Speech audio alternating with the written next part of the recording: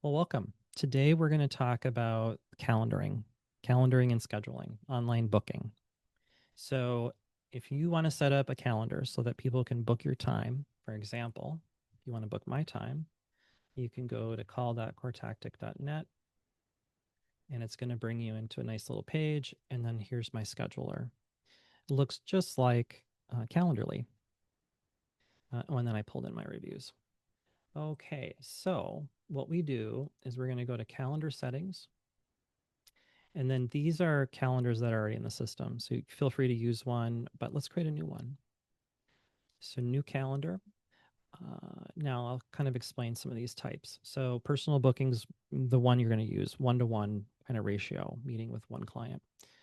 Round robin is if you have 10 coaches and as people sign up, they'll get automatically assigned to different people for the meeting.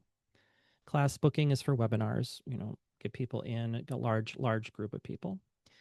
Collective booking, this helps people to figure out the best time to meet. So, for example, instead of emailing 10 people saying, "What time are you free tomorrow?" you send them the link and they'll put all the information in, and then it'll tell you when's the best time to meet. Event calendar, these are for more physical events.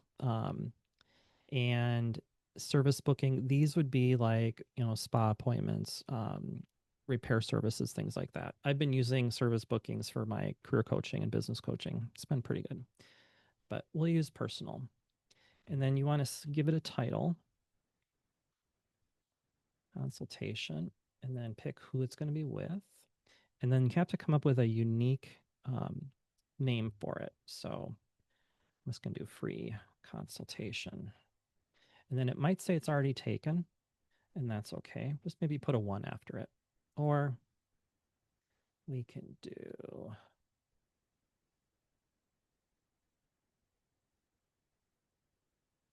free discovery. There we go. Free discovery session.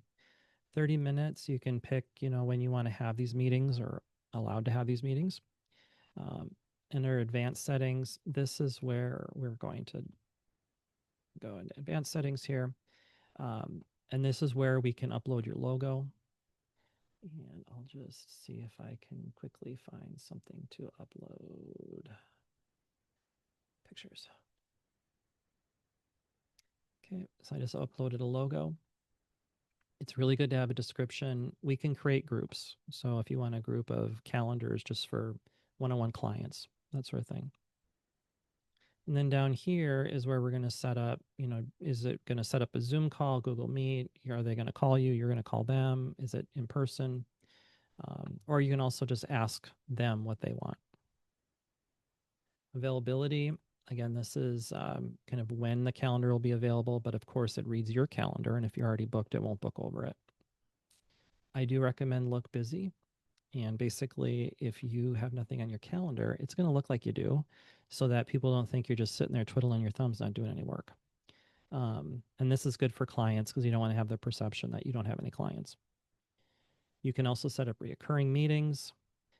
The slot interval is the time that it will give the booker to book your time. So if it's 30 minutes, it would be 1 hour, 1:30 to 2:30.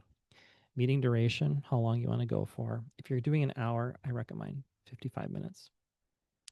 Minimum scheduling notice, you don't want to all of a sudden get an invite for a meeting that's going to be happening in 10 minutes. There's no time to prep. So I like to at least have 1 day. And they can book out as far as they want. Now, this is the maximum number of bookings per day. So if these meetings are quite intense, let's say they're therapy, maybe you only want to have 5 of them because that's all you can handle, right? And then I do recommend one booking per slot if it's just for one person. And then pre-buffer time gives you a little bit of time before and after for doing notes and so on and so forth. Forms and payment. This is where you can collect information. So you can create a form and pull it in here. So when they go to pick their time, they'll fill it out. And you can also accept payments. So if you just want to do it's $120 to meet with me, we'll do a calendar. They'll schedule it and pay $120.